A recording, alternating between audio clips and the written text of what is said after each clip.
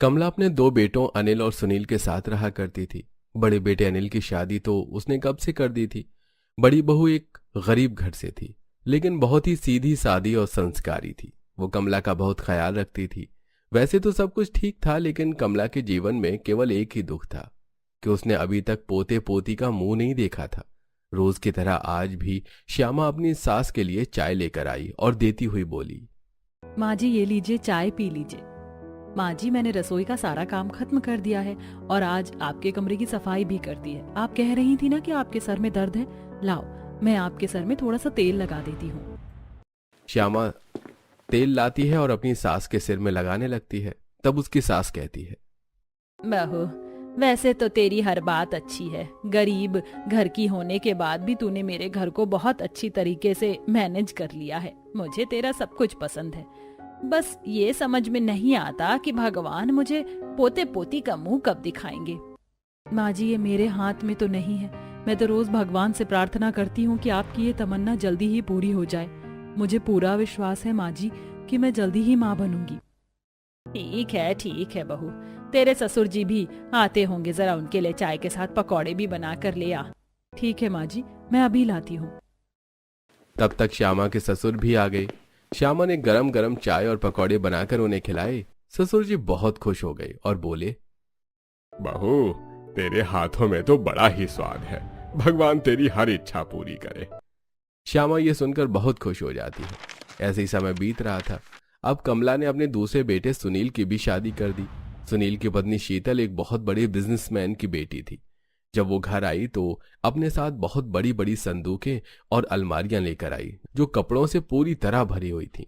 ये देखकर कमला बोली, अरे बहू इतने सारे कपड़े। हाँ मुझे कपड़े पहनने का बहुत शौक है, इसलिए मेरे पिताजी ने इतने सारे कपड़े दिलाए हैं।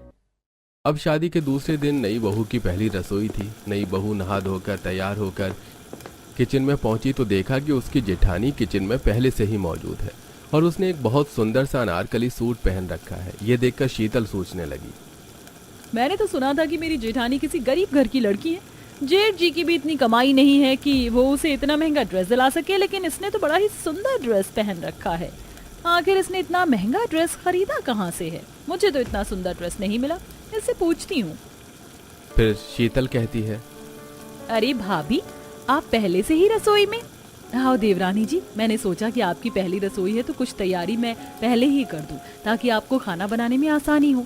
अरे लेकिन ये क्या, आपने इतना हैवी जोड़ा पहन रखा है। एक तो ऐसे ही गर्मी का मौसम है, ऊपर से किचन में इतनी गर्मी, अभी कुछ हल्का फुल्का पहन लेना था आपको। मेरे पिताजी ने मुझे सारे महंगे महंगे कपड़े दिए हैं। वैसे भी मुझे हल्के कपड़े पहनने की आदत नहीं है, मैं कीमती कपड़े ही पहनती हूँ। ठीक है देवरानी जी, वैसे आपका ड्रेस बहुत सुंदर है। ऐसा कहकर श्यामा काम में लग जाती है। फिर शीतल उससे पूछती है, वैसे भाभी आपका ड्रेस भी बहुत सुंदर लग रहा है, कहाँ से खरीदा आपने? अरे ये मैंने कहीं से नहीं खरीदा, ये मैंने खुद अपने हाथों से सिला है। अच्छा तो आप कपड़े भी सिलती हैं? हाँ मैं अपने कपड़े खुद ही सिलती हूँ, मुझे अच्छा लगता है। अच्छा शीतल अब तुम खाना बना लो, मैं चलती हूँ। अगर मेरी किसी मदद की जरूरत पड़े तो मुझे आवाज दे देना। ऐसा कहकर श्यामा वहां से चली जाती है और शीतल सोचती है, क्या भाभी सच कह रही है? इतना सुंदर ड्रेस उन्होंने खुद बनाया होगा। हो भी सकता है, वैसे भी जिनके पास पैसों की कमी होती है वो ऐसे ही सूट बनाना सीख जाते हैं। मुझे तो ये सब चिंता करने की जरूरत ही नहीं है। ऐसा कहकर शीतल भी अपने काम में लग जाती है। धीरे धीरे समय आगे बढ़ रहा था। श्यामा हमेशा की तरह बहुत जिम्मेदार थी। वो अपने सारे काम समय पर कर लेती थी और कभी भी शीतल का इंतजार नहीं करती थी। इसीलिए घर के सभी लोग श्यामा को बहुत प्रेम करते थे, लेकिन शीतल को इससे बहुत जलन होती थी। अब शादी को कुछ महीने बीत चुके थे। एक दिन शीतल अपने पति से बोली, सुनील मुझे कुछ पैसों की जरूरत है, मैं अपने लिए एक अच्छी सी ड्रेस खरीदना चाहती हूँ। वैसे भी जब से शादी हुई है मैंने कोई भी अच्छी ड्रेस खरीदी नहीं है अब तक। सुनील कुछ सोचता है, फिर 5,000 रुपए से दे देता है। ये देखकर शीतल कहती है, सिर्फ 5,000 रुपए? इतने पैसे से क्या होगा? खैर कोई बात नहीं, कुछ पैसे मेरे भी पास रखे हुए हैं, मैं इन सबको मिलाकर अपने लिए एक ड्रेस ले लेती हूँ। इसके बाद शीतल श्यामा के पास जाती है और कहती है, भाभी मुझे एक अच्छी सी ड्रेस खरीदना है, मैं मार्केट जा रही हूँ, चलिए ना आप भी अपने लिए एक अच्छी ड्रेस खरीद लीजिए। आपने भी तो ना जाने कितने दिनों से अच्छी ड्रेस नहीं खरीदी होगी। शीतल, मुझे ड्रेस खरीदने की जरूरत नहीं पड़ती, मैं तो खुद ही सिलती हूँ ना। खैर तुम कह रही हो तो मैं उनसे कुछ पैसे ले लेती हूँ। मैं कुछ कपड़ा और स्टोन वगैरह ले आऊंगी, उससे मैं अपने लिए ड्रेस बना लूंगी। उसके बाद श्यामा भी अपने पति से कुछ पैसे ले लेती है। वो लोग बाजार जाते। शीतल ने मॉल से अपने लिए एक अच्छा सा ड्रेस खरीदा। श्यामा ने लोकल मार्केट से अपने लिए कुछ कपड़े और कुछ लेस के साथ ही सजावट की कुछ चीजें खरीदी और दोनों घर आ गए। अगले दिन दोनों ही शादी में जा रहे थे। दोनों बहुएं तैयार होकर बाहर आईं। कमला ने दोनों को देखकर कहा, अरे वाह, आज तो मेरी दोनों बहुएं बड़ी ही सुंदर लग रही हैं। लगता है तुम दोनों ने ही मॉल से नई ड्रेस खरीदी है। नहीं माँ, शीतल ने ड्रेस खरीदी है, मैं तो कपड़ा लेकर आई थी और खुद ही सिलाई की है। हाँ बहू, तेरे हाथ में तो बड़ा ही गुण है। बड़ी सुंदर ड्रेस ली है तूने। तेरी ड्रेस शीतल की ड्रेस से कुछ कम नहीं लग रही। श्यामा की तारीफ सुनकर शीतल जल जाती है, लेकिन वो कुछ नहीं कह पाती। वो लोग शादी में चले जाते हैं। ऐसे कुछ दिन बीत जाते हैं। एक दिन शीतल को पता चलता है कि वो प्रेग्नेंट है। वो खुश होते हुए अपनी माँ को फोन करती है और कहती है, माँ, एक खुशखबरी है, मैं प्रेग्नेंट हूँ। अरे वाह बेटी, ये तो बहुत अच्छी खबर है। तेरा जीवन बदलने वाला है। तूने अपने घर वालों को बताया नहीं? बस माँ, बताने ही जा रही थी। तुम्हें पता है ना कि श्यामा भाभी की शादी को इतना समय हो गया है, लेकिन वो अभी तक प्रेग्नेंट नहीं हुई है। और माँ जी को तो पोता पोती खिलाने की कितनी तमन्ना है। जैसे ही वो सुनेंगी वो बहुत खुश हो जाएंगी कि जो जेठानी जी अभी तक नहीं कर पाई वो मैंने कर दिया। हाँ बेटी, तू सही कह रही है। अब तो तेरे ठाट बाट अलग होंगे, तुझे तेरे ससुराल वाले और ज्यादा प्यार करेंगे। तो तू जल्दी से जा और अपनी सास को ये खुशखबरी दे। ठीक है माँ, मैं अभी जाती हूँ। शीतल बहुत खुश होते हुए अपनी सास के कमरे की तरफ बढ़ती है। जैसे वो अपनी सास के कमरे के दरवाजे से अंदर पैर रखती है तो सुनती है कि उसकी जेठानी अपनी सास को बता रही थी, माँ जी, बड़े दिनों बाद मेरे जीवन में खुशी का मौका आया, इसीलिए सोचा सबसे पहले आपको ही बताऊं। माँ जी, मैं माँ बनने वाली हूँ। अरे वाह बेटा, ये तो बहुत खुशी की बात है। शीतल ये सुनकर पूरी तरह जल जाती है और कमरे के अंदर आती हुई कहती है, माँ जी, मैं भी आपको यही बताने आई थी कि मैं भी प्रेग्नेंट हूँ। अच्छा, मेरी दोनों बहुएं एक साथ प्रेग्नेंट है। इससे बड़ी खुशी की खबर तो कोई हो ही नहीं सकती। आज तो मैं भगवान को डबल प्रसाद चढ़ाऊंगी। माँ, ये भी मेरे भाग्यशाली पैरों का असर है। जब तक मैं इस घर में नहीं आई थी तब तक तो इस घर में कोई भी बच्चा नहीं आने वाला था, और अब मेरे आते ही देखो घर की दशा ही बदलने लगी। शीतल ये कहते हुए श्यामा की तरफ देखती है और श्यामा शीतल को देखकर मुस्कुरा देती है। फिर कमला कहती है, बहू, इतनी बड़ी खुश खबरी है, चल हम तेरे ससुर को बताते हैं, वो भी ये सुनकर बहुत खुश हो जाएंगे। सभी लोग हॉल में आते हैं जहां ससुर जी न्यूज़पेपर पढ़ रहे थे। कमला उनके हाथ से न्यूज़पेपर लेकर एक तरफ रखती है और कहती है, हाजी छोड़ो ये न्यूज़पेपर पढ़ना। आज की सबसे बड़ी खबर तो मैं तुम्हें सुनाने वाली हूँ। हमारी दोनों बहुएं माँ बनने वाली हैं। क्या सचमुच? कमला, ये तो बहुत ही खुशी की बात है।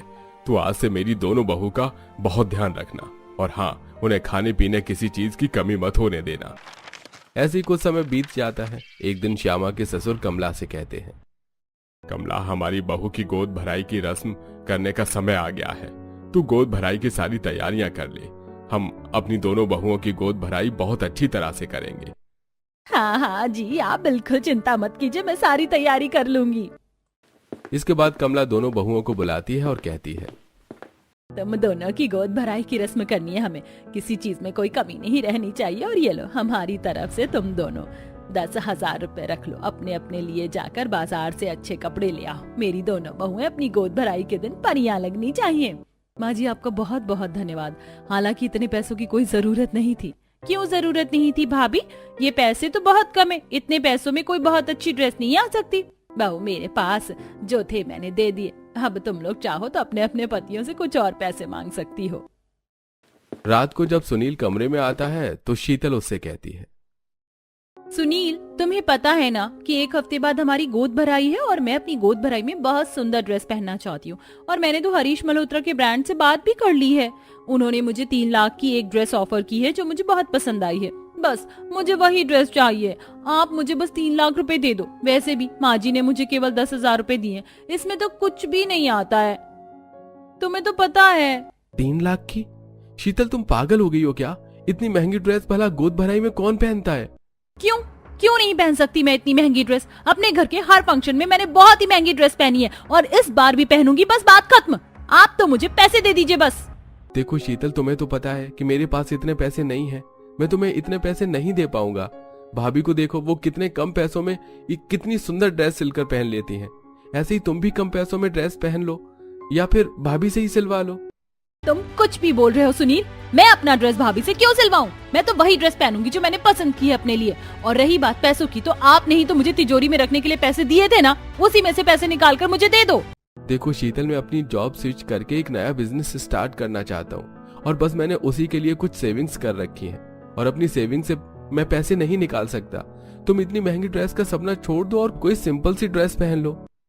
ऐसा कहकर सुनील सो जाता है। शीतल को सुनील पर बहुत गुस्सा आता है और वो कर भी क्या सकती थी। अगले दिन श्यामा शीतल के पास आती है और कहती है, शीतल, मैं बाजार जा रही हूँ अपनी गोद भराई के लिए कपड़े और स्टोन लेस वगैरह लेकर आऊंगी, जिससे मैं अपनी ड्रेस बना सकूं। तुम भी मेरे साथ चलो, चाहे तो तुम मार्केट से ड्रेस खरीद लेना, तुम चाहो तो मैं तुम्हें सिलकर भी दे सकती हूँ। नहीं नहीं भाभी, अभी मेरी तबीयत ठीक नहीं है, मैंने इस बारे में अभी कुछ सोचा भी नहीं है। आप जाइए, मैं फिर कभी चली जाऊंगी।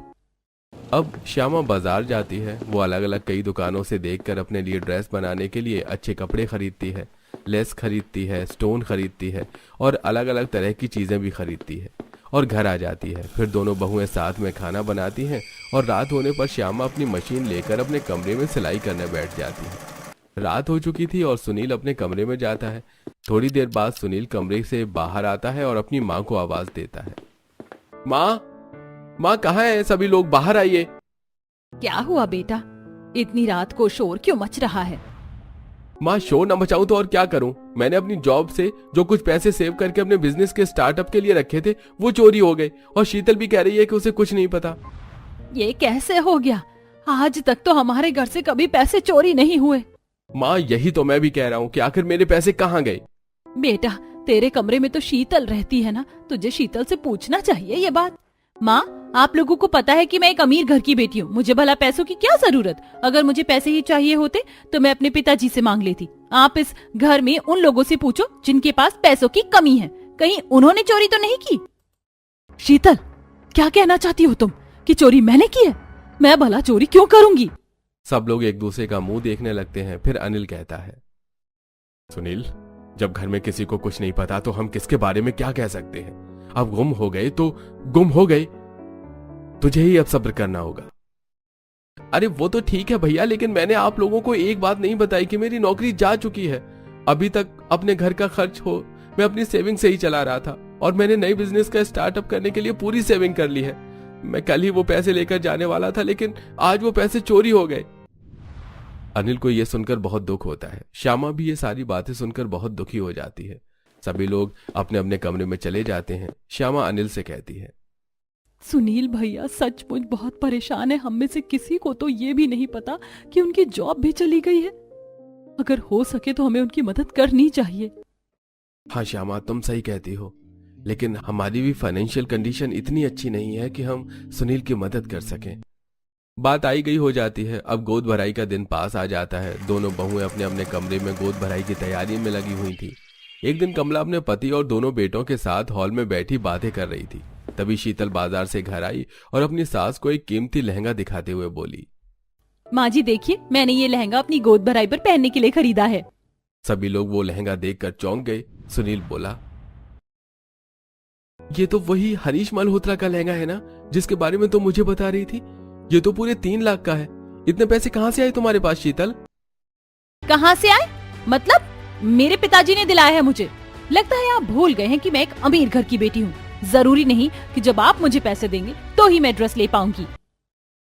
ये सुनकर सुनील कुछ नहीं बोलता। तब कमला कहती है, बेटा, तेरा लहंगा तो बहुत सुंदर है। श्यामा अभी तक अपना लहंगा सिलने में लगी हुई है। अब देखना है कि वो कैसा लहंगा सिलती है अपनी गोद भराई के लिए।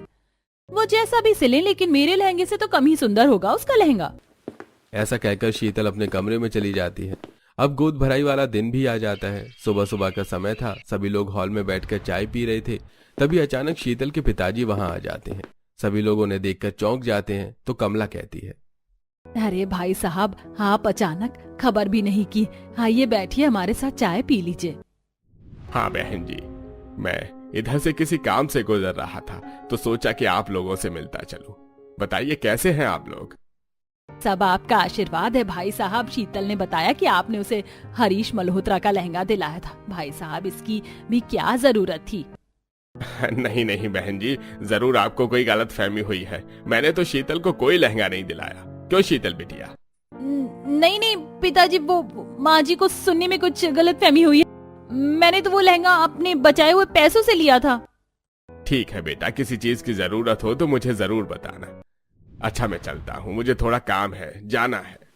ऐसा कहकर शीतल के पिताजी वहां से चले जाते हैं। अब सभी लोगों को यह समझने में देर नहीं लगती कि पैसे शीतल ने ही चुराए थे। सुनील शीतल को एक जोरदार थप्पड़ मारता है और कहता है, तुम्हें शर्म नहीं आती शीतल? पैसे तुमने चुराए और इशारा तुम भाभी की तरफ कर रही थी। क्या हो जाएगा इतना महंगा लहंगा पहनकर? तुम ही रहोगी ना? मैंने तुम्हें बताया था कि ये पैसे मैंने अपने नए बिजनेस के स्टार्टअप के लिए रखे हैं, लेकिन तुम्हें अपनी इतनी पड़ी है कि तुमने मेरे बारे में एक बार भी नहीं सोचा। अरे लानत है तुम जैसी पत्नी पर। तुमने मेरे साथ साथ अपने आने वाले करियर और भविष्य दोनों को खतरे में डाल दिया है। सुनील ऐसा कहकर वहां से चला जाता है। इसके बाद एक एक करके सभी लोग वहां से चले जाते हैं। शीतल अकेली सोफे पे बैठकर रो रही थी। दूसरी तरफ श्यामा अपने कमरे में परेशान होकर इधर उधर घूम रही थी। वो अपने पति से कहती है, देवर जी कितने परेशान हैं, मुझे उन पर बहुत दया आ रही है। कुछ भी हो, हमें उनकी मदद करनी ही होगी। कोई तो तरीका बताइए जिससे हम उनकी मदद कर सके। मैं उन्हें इस तरह दुखी नहीं देख सकती। श्यामा, मैं भी सुनील की मदद करना चाहता हूँ, लेकिन मेरे पास ऐसा कोई तरीका नहीं है जिससे मैं उसकी मदद कर सकूं। बातें करते समय अनिल का ध्यान अचानक श्यामा के बने हुए लहंगे पर जाता है, जो कि श्यामा ने सिलकर अपने बेड पर रखा हुआ था। अनिल को वो लहंगा देखकर एक आइडिया आता है और वो श्यामा से कहता है, श्यामा, तुम्हें पता है तुमने ये लहंगा बहुत सुंदर बनाया है। ये हमारे काम आ सकता है। क्या मतलब है आपका? श्यामा, तुम्हें पता है कि ऐसे लहंगे ऑनलाइन बहुत महंगे बिकते हैं। इनकी कीमत लाखों में होती है। तुम इंस्टा पर इस लहंगे की रील बनाकर डालो। अगर किसी को पसंद आ गया तो वो अच्छे दामों में तुमसे यह लहंगा खरीद लेगा और फिर हम वो पैसे सुनील को दे देंगे। लेकिन तुम ये लहंगा बेचना चाहती हो या नहीं, ये पूरी तरह तुम पर डिपेंड करता है, क्योंकि तुमने इस लहंगे को बड़े प्यार से अपनी गोद भराई के लिए सिला था ना। कैसी बातें कर रहे हैं जी आप? मेरी गोद भराई तो एक साधारण कपड़ों में भी हो जाएगी। अगर मैं इस लहंगे को बेचकर देवर जी की मदद कर सकती हूँ तो जरूर करूंगी। अब श्यामा उस लहंगे की रील बनाकर इंस्टा पर डाल देती है। एक अमीर लड़की को वो लहंगा बहुत पसंद आ जाता है। फोन पर वो बात होती है और वो लड़की घर से ही 4 लाख देकर वो लहंगा खरीद कर ले जाती है। माँ जी, ये लीजिए, मैंने अपने लहंगे को ऑनलाइन इंस्टा पर सेल कर दिया। उससे ये 4 लाख रुपए आए हैं। हम ये देवर जी को दे देते हैं, इससे उनकी समस्या भी हल हो जाएगी। बहू, तेरा दिल सचमुच बहुत बड़ा है। तूने अपने लिए बनाया हुआ लहंगा अपने देवर के लिए बेच दिया। कमला सभी को आवाज देकर बुलाती है और ये बात सभी को बताती है। भाभी, मैं आपका ये एहसान जीवन भर नहीं भूलूंगा। यह सब सुनकर शीतल को मन ही मन एहसास होता है कि उसने कितनी बड़ी गलती की है। श्यामा भाभी का दिल कितना बड़ा है। मैंने तो हमेशा ही उन्हें नीचा दिखाने की कोशिश की, यहाँ तक कि उन्होंने अपना लहंगा भी बेच दिया। श्यामा भाभी सभी की कितनी फिक्र करती हैं। शीतल अपने कमरे में जाती है और अपनी एक फ्रेंड को फोन करती है और कहती है, प्रभा, तुझे याद है ना, मुझे तो उस दिन हरीश मल्होत्रा के स्टोर पर मिली थी। हाँ हाँ याद है, तूने इतनी सुंदर ड्रेस ली थी। मुझे भी वो ड्रेस बहुत पसंद आई थी और मैंने तुझसे कहा था कि वो ड्रेस तू मुझे दे दे, पर तूने मुझे नहीं दी। मैंने वो ड्रेस अब तक नहीं पहनी है। अगर तुझे वो ड्रेस चाहिए तो तू वो ले जा, मैं अपने लिए कुछ और ले लूंगी। लेकिन तू वो ड्रेस क्यों नहीं पहन रही है? वो सब मैं तुझे बाद में बताऊंगी। अभी मुझे पैसों की जरूरत है। तू चाहे तो मुझे कुछ कम पैसे दे देना, लेकिन वो ड्रेस तू मुझसे ले जा। मुझे पैसे अभी चाहिए। शीतल अपनी सास को बताकर घर से चली जाती है। वो प्रभा को ड्रेस दे देती है और प्रभा से मिले पैसों से वो 2 नई ड्रेस लेती है और अपने घर आती है। फिर सभी के सामने वो श्यामा को एक ड्रेस देती है और कहती है, श्यामा भाभी, मुझे माफ कर दो। मेरी इतनी सारी गलतियों के बाद भी आपने कभी मेरे लिए कुछ बुरा नहीं सोचा। मुझे अपनी गलती का एहसास हो चुका है। मैंने अपनी ड्रेस को सेल कर दिया और उन पैसों से मैं 2 सेम ड्रेस लेकर आई हूँ। ये सुनकर सभी लोग बहुत खुश हो जाते हैं। श्यामा वो ड्रेस खुशी खुशी ले लेती है। उसके बाद कमला सुनील से कहती है, बेटा, हम सबने शीतल को माफ कर दिया, अब तू भी उसे माफ कर दे। अब सुनील भी उसे माफ कर देता है। शाम को गोद भराई की रस्म शुरू होती है। दोनों बहुएं एक जैसा लहंगा पहनकर बाहर आती हैं। वो दोनों बहुत सुंदर लग रही थी। सभी मेहमानों की नजर उन दोनों पर ही थी। कमला को अपनी बहुओं को देखकर बहुत गर्व होता है और उन दोनों की गोद भराई भी हंसी खुशी हो जाती है।